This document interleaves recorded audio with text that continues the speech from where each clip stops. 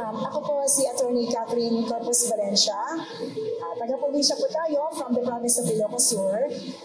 Noon, try and try until you succeed. Totoo yun. Tapos sabi ko, ay pa, pwedeng mag-shift na lang po ako. Sabi kong gano'n. Gusto ko talaga maging lawyer para mai-defend ko yung ating kung kukuntil kapiraso po na lupa na pinaghirapan ko ninyo. So, yun po yung talagang nag-job sa akin. And then, after political science, tumawa po tayo ng law dahil gusto rin naman talaga natin ipagtanggol ang mga victims of injustices. Yan. Nagre-represent din po ako ng marami pong mga kababayan natin na tinatawag natin pro bono cases. Sa probinsya po, naranasan ko rin po yung mabigyan ka nga ng isang manok. Isang manok po. Wow!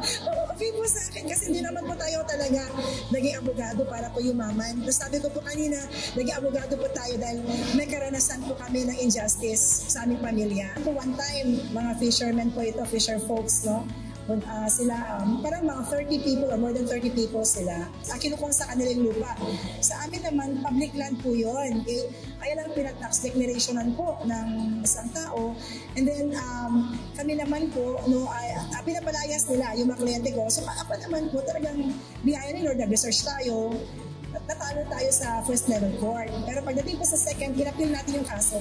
Pagdating po sa second level po, ay nanalo po tayo. Kaya yung feeling po noon, ang saya. Kasi yung mga bahay, maraming bahay na itatapon na sana, yung mga bahay na sisirain na po dahil nanalo sila sa first level, nahabol po natin sa second level court.